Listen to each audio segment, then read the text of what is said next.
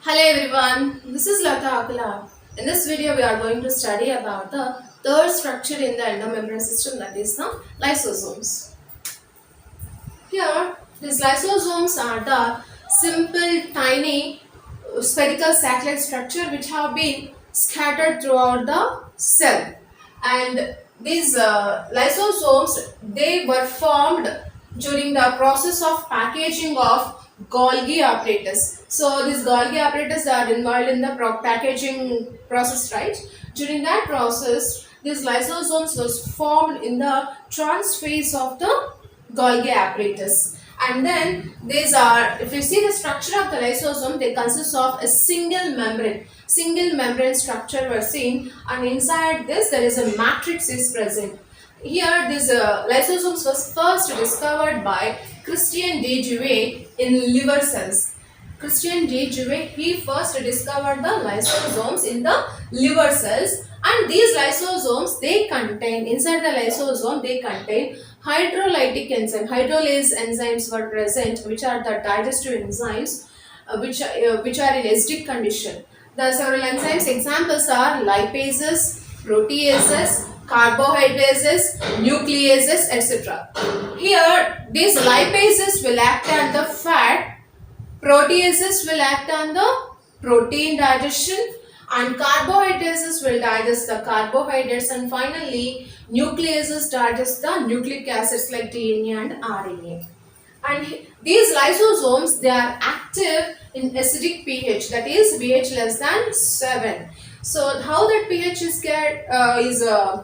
that pH is because of the pumping of proton ions into the lysosomes. Because of the entry of these H plus ions, the lysosomes that get optimum acidic pH. And these lysosomes, they exhibit a pleomorphism. So which organelles exhibit the pleomorphism?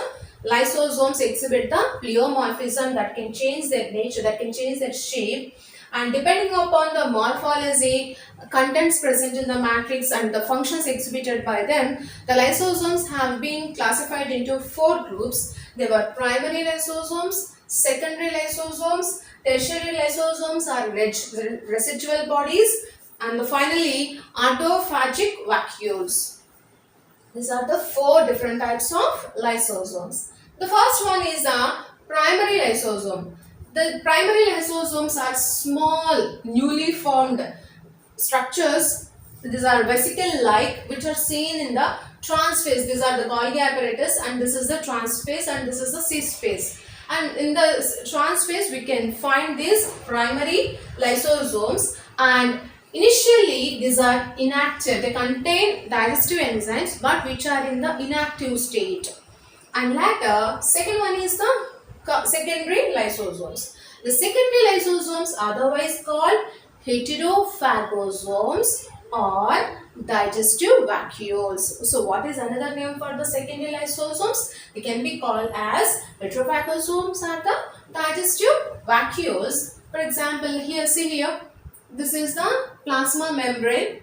Inside this, there are some foreign particles or food materials or some viruses or something will be entering by means of the endocytosis or the phagocytosis, and which will be fused with the plasma membrane, and vacuolated structure will enter, which is called as phagosome. This phagosome get fused with the primary lysosome, and then the fusion of these two form the secondary lysosome or digestive vacuole, or what is another name? Heterophagosome. So how the secondary lysosome is formed? Because of the fusion of phagosome. Phagosome is nothing but this one. This phagosome with the primary lysosome, the primary lysosome that get activated, which consists of the active hydrolytic enzymes, and it forms secondary lysosome. So after the formation of the secondary lysosome, what will happen? Whatever the digestive or hydrolytic enzymes present inside the matrix, that digest the food particles or something foreign particle entering inside the particles present inside the lysosome get digested, and if it is a food particle, the nutrients present in the food particles will be released in its vicinity, and later this is about the secondary vacuole. Next one is the residual bodies. Here the residual bodies nothing but the secondary lysosomes, which consists of undigested food material. See here, this is the secondary lysosome, right? After digestion, some amount of the undigested food material will be present in the secondary lysosome, right? That is called as residual body or tertiary lysosome.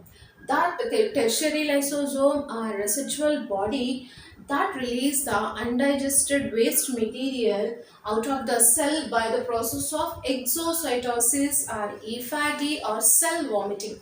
What will happen? It fuses with the cell membrane and it will releases the whatever the undigested matter present in the vacuole out of the cell. That is called as exocytosis and effagi or cell vomiting process. And here sometimes these residual bodies, they are unable to release the waste material by effagi or exocytosis. In that condition, what will happen? The residual bodies are fully loaded with the undigested waste material. The cell consists of so many undigested residual bodies. Because of that, that causes the aging of the cell. That leads to the formation of the aging of the cell, and which will be seen in liver cells, muscle cells, and in kidneys also. That will causes the polynephritic condition in the kidneys also. And some of the diseases are also being caused by the this residual bodies malfunctioning, that is arthritis, joint arthritis, gout, lung fibrosis, etc. And nearly 20 congenital diseases are associated with the malfunctioning of the residual bodies. They are the Hunter syndrome, Niemann-Pick disease, and Fabry's diseases. They are associated with the malfunctioning of these lysosomes. Tertiary lysosomes are the residual bodies. And the fourth one is autophagic vacuoles. See here, sometimes the cell consists of several dead or worn out organelles are present that need to be eliminated from the cell. So in that condition, what will happen? The primary lysosomes will collect around those dead and worn out organelles. For example, there is a dead mitochondria is present. These primary lysosomes will surround that, and then what will happen?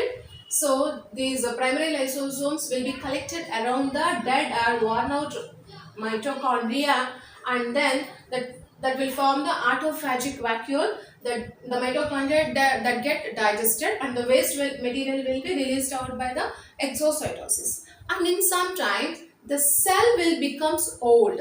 In that condition, the cell need to be destroyed. So in that condition also, these autophagic vacuoles or the autophagic vacuoles, they releases their hydrolytic enzymes into the cell that causes the digestion of the total cell. So that's why they are also called as suicidal bags. The autophagic vacuoles, sometimes they may cause the death of the cell by releasing the hydrolytic enzymes. When the cell get old, that need to be eliminated from that eliminated. So in that condition, the autophagic vacuoles, they releases their hydrolytic and are in the internal contents out of the cell, and which leads to the digestion of the total cell. So hence they are also called as suicidal bags.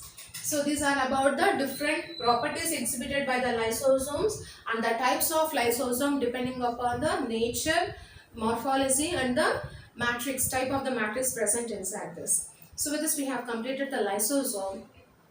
In the next video we are going to study about the vacuole.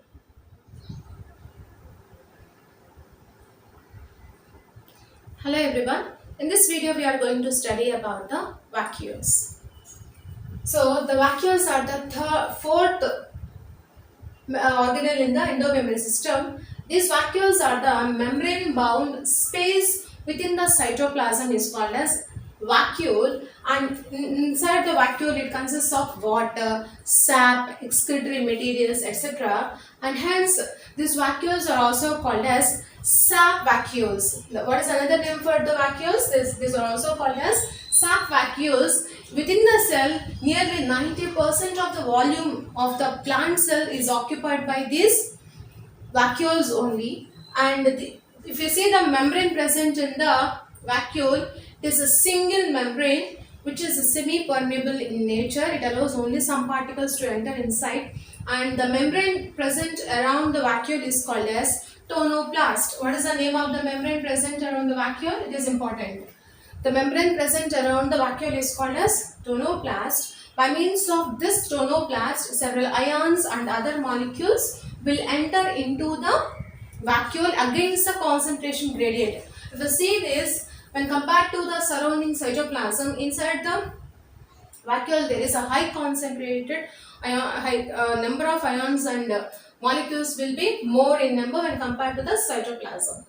There are different types of vacuoles. There are contractile vacuoles, food vacuoles and gas vacuoles. The contractile vacuoles will see in the amoeba and which will be helpful in the excretion of the waste materials. And the food vacuoles, they can be seen almost many different types of cells. In protist, these food vacuoles are formed by the engulfing the food particles. And the last one is the gas vacuoles.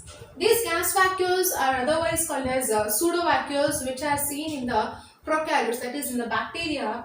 The two in some bacteria which are in aquatic condition. In that condition, the vacuoles are filled with gas and they helps in the buoyancy, that is for the floating. So these are also called as pseudovacuoles. This is about the vacuole. With this we have completed the endomembrane system. In the next video we are going to study about mitochondria. If you like my video, please like, share and subscribe to my channel Latha Akula Biology Tutorial. Please comment below.